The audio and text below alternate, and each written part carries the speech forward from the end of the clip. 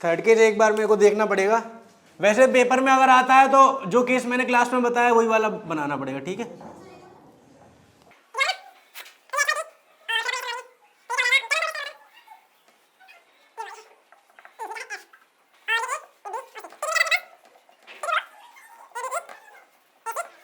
तो हमको इनको ज्वाइन करना पड़ेगा ना, इसको इससे और इसको इससे। तो इसमें भी बेटा वही लग जाएगा मेरे ख्याल से। अपन को क्या करना पड़ेगा, इस बार इनको एक्सटेंड करना पड़ जाएगा। इसको ऐसे एक्सटेंड कर देंगे और इसको ऐसे एक्सटेंड कर देंगे, तो नए पॉइंट आ जाएंगे, इनको नाम दे देंगे m और इसको दे देंगे n। तो वापस से पैरेललोग्राम बन जाएगा और वापस से सेम बेस पे ट्राइंगल और वो आ जाएगा। दिख रहा है ना, बन जाएगा, कोई दिक्कत नहीं है ना। बढ़ जाऊं आगे, चलो तो इसको तो अपन हटा ही देते हैं। क्वेश्चन नंबर 8, 9 हो गया। चलो क्वेश्चन नंबर 10 किस किस को पूछना है। तो क्वेश्चन नंबर 10 में बोल रहा है कि AC and BD of a trapezium ABCD। तो ट्रेपेजियम तुमको पता है कैसा होता है। ट्रेपेजियम उसको कहते हैं जिस क्वाड्रिलेटरल की एक साइड कैसी हो, दूसरी साइड पैरेलल होगी, तो वो क्वाड्रिलेटरल कहलाएगा कि नहीं, वो क्या बोलते हैं, कहलाएगा कि नहीं कहलाएगा, कहलाएगा। पैरेललोग्राम ट्रेपेजियम होता है, होता है, क्योंकि ट्रेपेजियम की डेफिनेशन क्या है कि एक साइड दूसरी के पैरेलल होनी चाहिए। इन दोनों से कोई मतलब नहीं है, अगर होती है तो ठीक, नहीं होती है तो ठीक। तो पैरेललोग्राम में ये तो है ही पैरेलल और ये भी है, तो कुछ एक्स्ट्रा आने से वो ट्रेपेजियम तो रहेगा ही ना। और उसकी खासियत क्या होगी कि वो ट्रेपेजियम के साथ साथ क्या बन चुका है, पैरेललोग्राम। रेक्टेंगल ट्रेपेजियम कहलाएगा कि नहीं कहलाएगा, स्क्वायर, रोम्बस, अगर ये सब पैरेललोग्राम कहला रहे हैं तो ये ट्रेपेजियम भी। ऐसी सब बातें तुमको सोचनी आनी चाहिए। तुम देखो कि आगे चल के जो कॉम्पिटिटिव एग्जाम्स होते हैं उसमें ये जो जैसे तुम्हारे ट्रू और फॉल्स आते हैं, उसमें ऐसे तो सवाल आते हैं कि all rational numbers are integer, true और फॉल्स।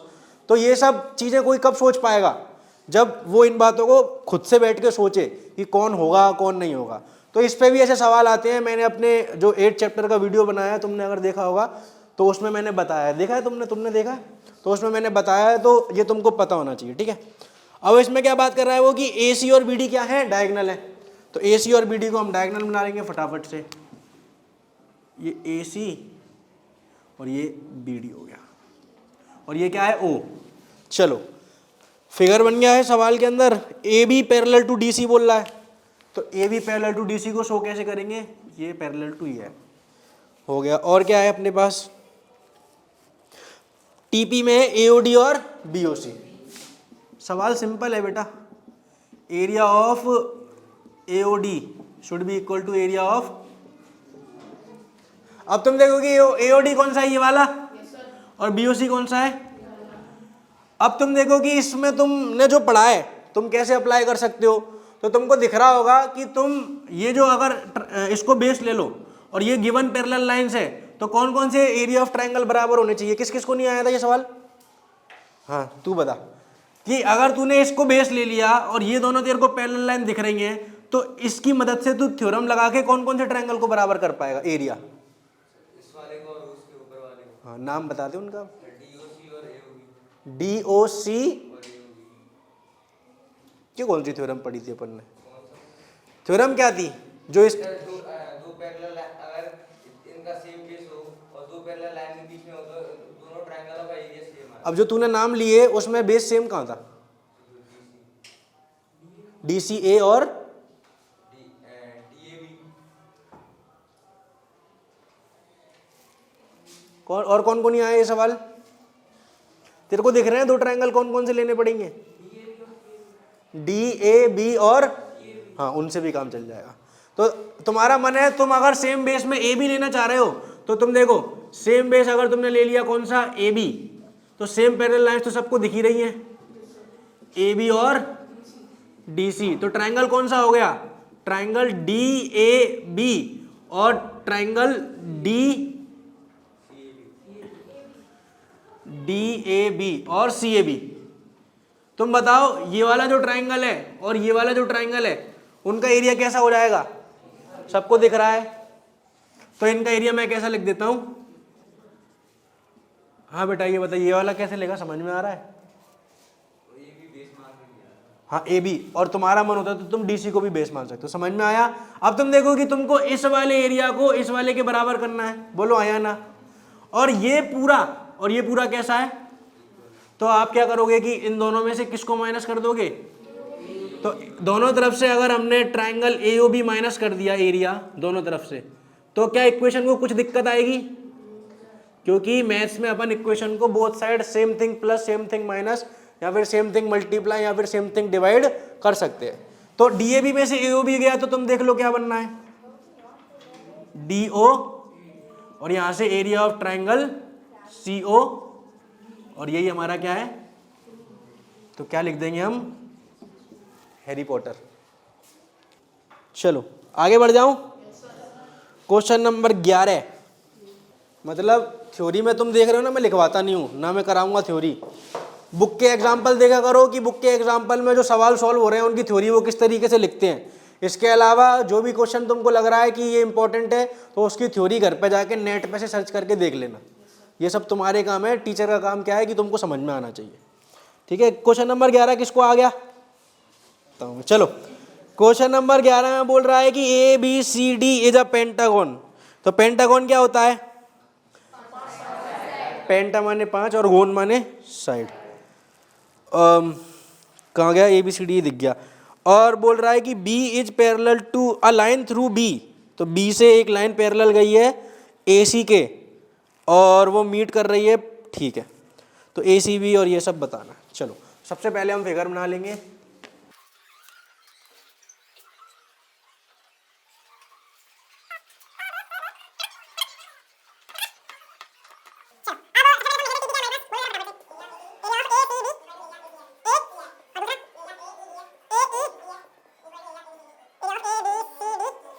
अब टीपी वाले सवाल कैसे करते हैं तो तुमको बताया मैंने, एक बार फिर से देख लेते हैं।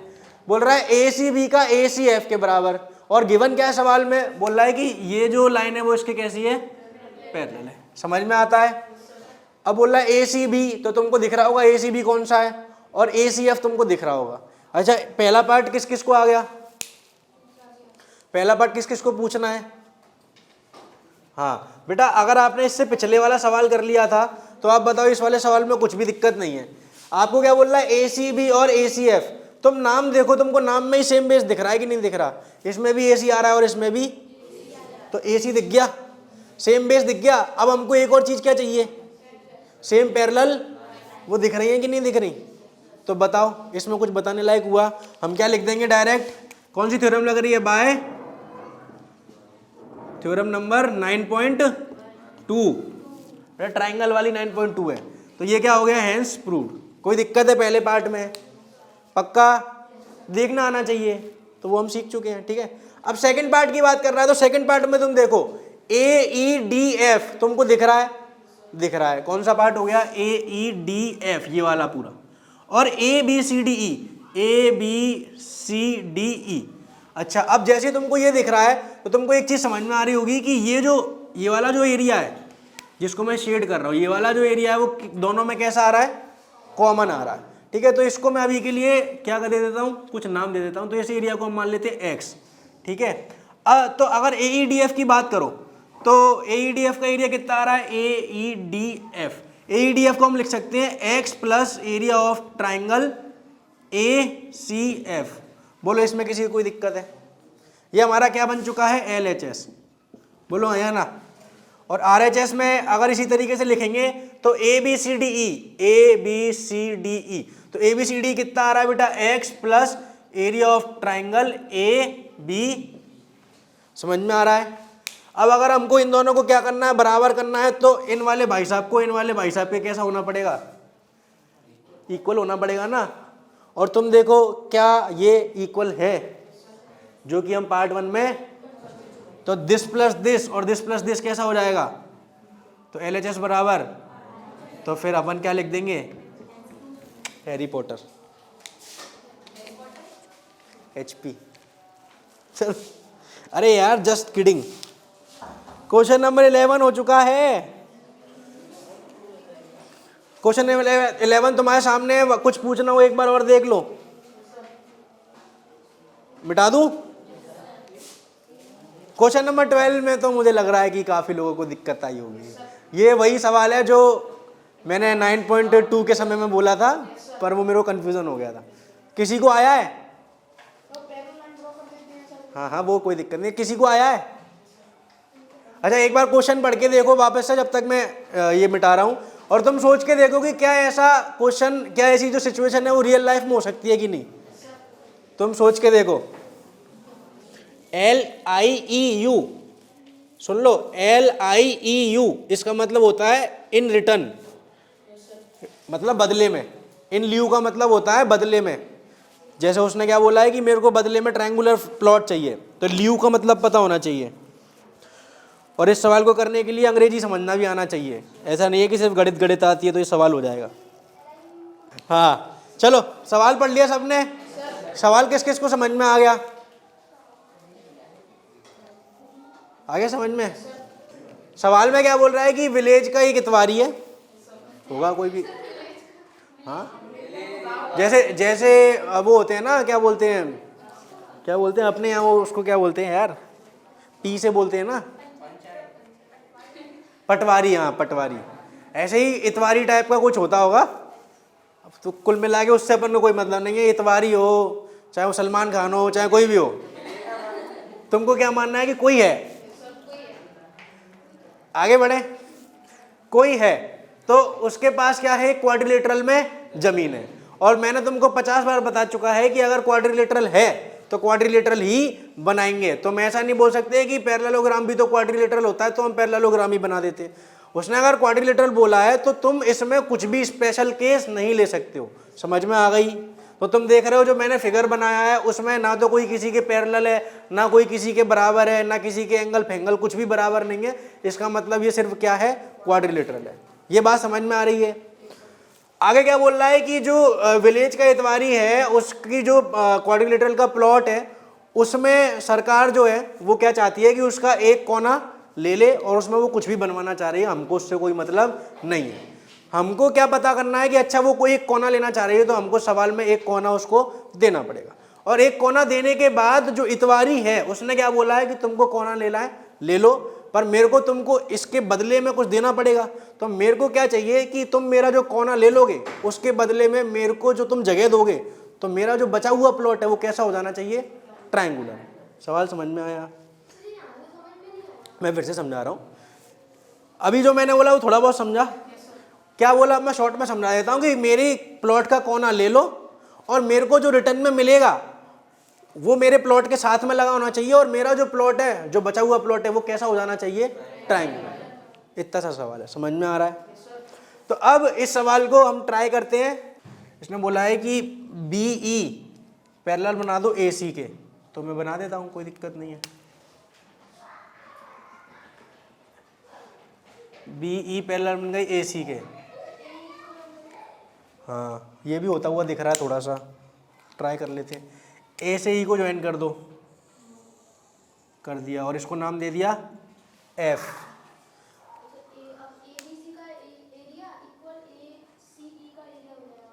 ABC का एरिया, हाँ ये इसके पैरेलल है। हाँ तो इसकी ज़रूरत ही नहीं है फिर। हाँ हो गया अब तो ये सवाल, ठीक है हो गया। क्या हुआ है? अच्छा ये इसके पैरेलल है तो ये सेम बेस और ये सेम पैरेलल लाइंस। हाँ हो गया, वेरी गुड। चलो तो ये सवाल हो चुका है। अब अपन देख लेते हैं कैसे हुआ है, ठीक है। सबसे पहले तो तुम देखो कि ऐसे दिमाग लगाते हो तो हो जाता है, मेरे को बस यही सिखाना है, ठीक है। अब सबसे पहले क्या किया? हाँ ABCD क्या बन गया? अपना क्वाड्रिलेटरल। और फिर हमने क्या किया कि A से C को ज्वाइन कर दिया। A से C से ज्वाइन करने के बाद हमने C को एक्सटेंड किया E तक और फिर B से E एक लाइन बनाई जो कि किसके पैरेलल है? AC के पैरेलल है। तो हम कंस्ट्रक्शन लिख लेते हैं जिससे कि तुमको याद रहेगा। कंस्ट्रक्शन क्या हो गया? Draw BE parallel to AC which is the diagonal and extend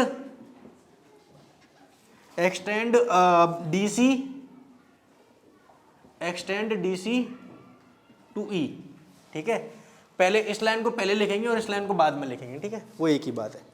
अच्छा, और ऐसा करने से सवाल हो चुका है। अब तुम देखो कि यहाँ से अपन क्या लिखेंगे कि सेम बेस हम कौन सा मान रहे हैं, ए सी, और सेम पैरेलल लाइंस कौन सी मान रहे हैं, ए सी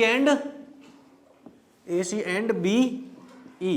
तो यहां से हम क्या बोलेंगे कि area of triangle A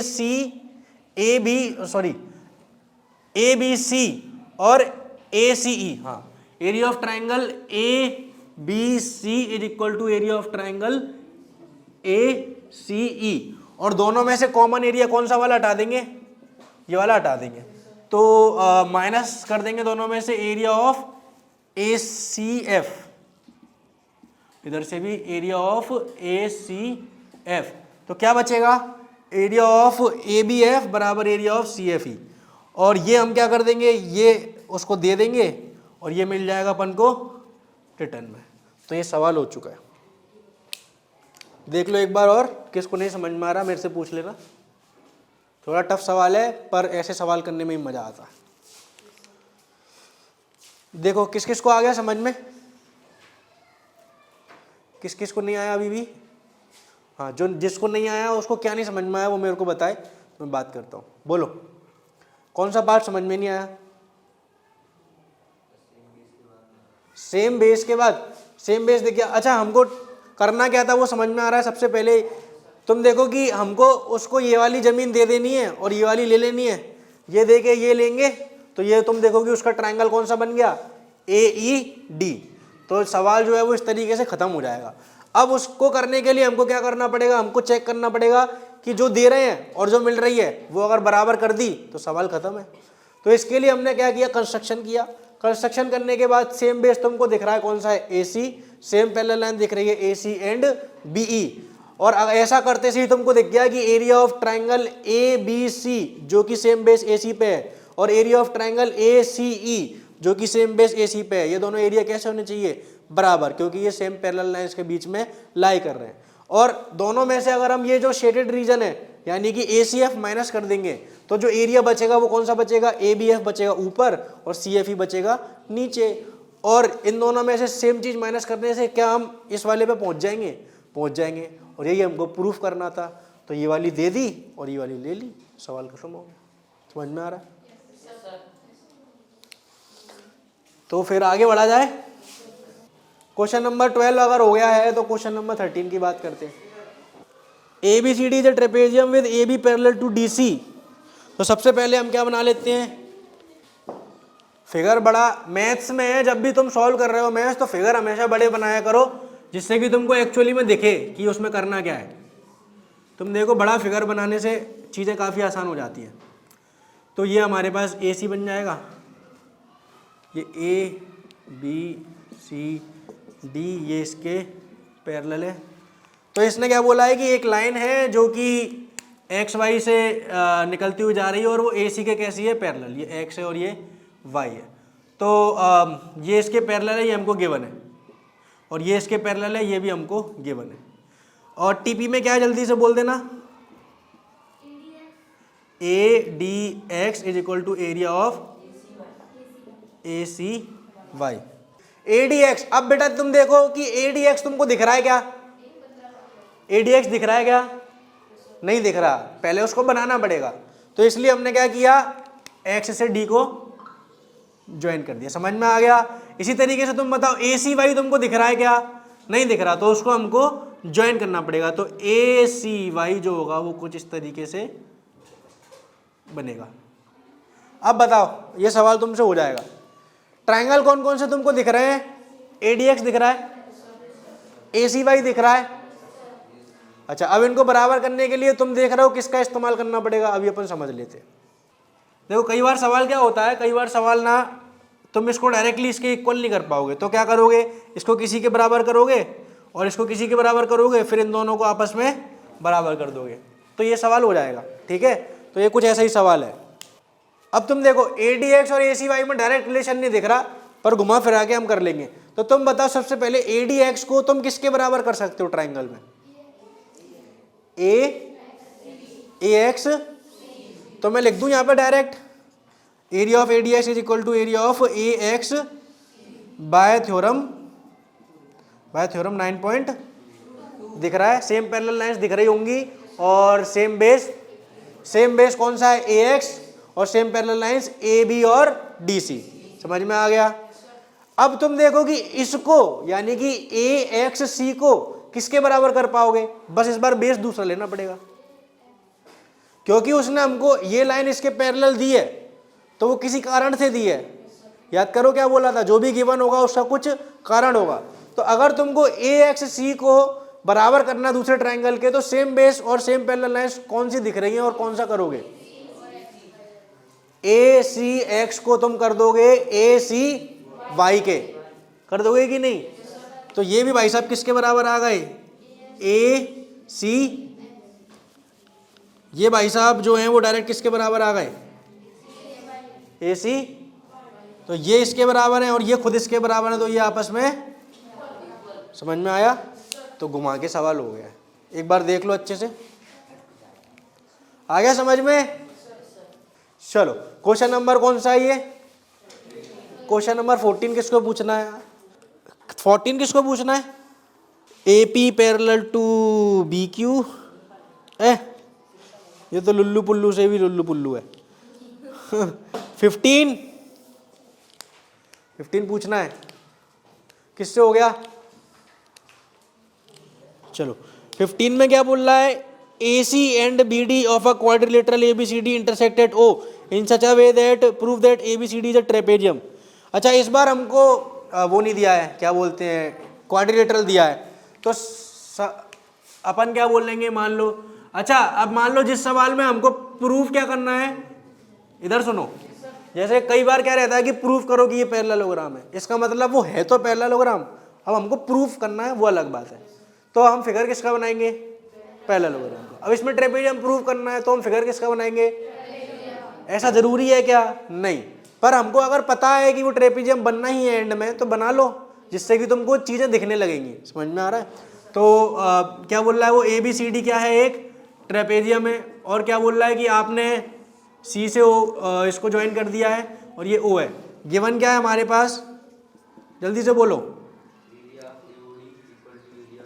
AOD is equal to area of, और TP में क्या है हमारे पास, ABCD इज अ ट्रेपेजियम। अच्छा अब तुमको दिख रहा होगा कि अगर ये वाला एरिया इसके बराबर है और अगर इन दोनों गरीबों को ये एरिया ऐड करके मिल जाए तो ADB और ACB कैसे हो जाएंगे। तो अगर हम बोथ साइड AOB ऐड कर देते हैं तो क्या इक्वेशन हमसे बुरा मानेगी, नहीं मानेगी ना। तो AOD और AOB क्या बन गया है, AD और AOB और COB क्या बन चुका है, AB। बोलो कोई दिक्कत है, एरिया ऑफ AB। अच्छा अब हमने थ्योरम 9.3 में क्या पढ़ा था कि दो ट्राइंगल हैं, उनके एरिया अगर सेम है और उनका बेस अगर सेम है तो they have to lie between the same parallel lines. एक बार 9.3 खोल के देखो फटाफट। जो भी थ्योरम पढ़ते हैं वो इसलिए पढ़ते हैं कि उनका मतलब समझ सकें।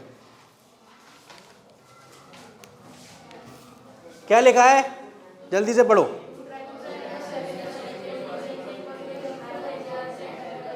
उसका मतलब क्या है, यही है ना। तो यहां पे वो लग रही है क्या, तो हम लिखेंगे बाय थ्योरम 9.3 सेम बेस है AB और सेम एरिया हमने ये लगा दिया है, बोलो आया ना। तो AB is parallel to DC। अब मेरे को एक बात बताओ, किसी गधे को यही नहीं पता कि ट्रेपेजियम होता क्या है, तो क्या वो ये सवाल कर सकता है। इसीलिए चैप्टर 8, क्योंकि ट्रेपेजियम सीखोगे तभी तो तुमको। अच्छा एक बात बताओ, इसमें क्या लिखा है कि ABCD को ट्रेपेजियम बनाना है। अब क्योंकि ये तो मुझे पता है कि ABCD को ट्रेपेजियम बनाने का मतलब क्या है, ये प्रूफ करना। अब जिसको पता ही नहीं है वो ये प्रूफ कर पाएगा, वो तो यही देखता रहेगा कि ट्रेपेजियम कैसे बनाऊं कैसे बनाऊं, मेरे को क्या पता। इसीलिए मैं बोलता हूं, समझ में आ गया। तो ये सवाल हो चुका है, ठीक है, सिंपल है, अब हो जाएगा, ठीक है।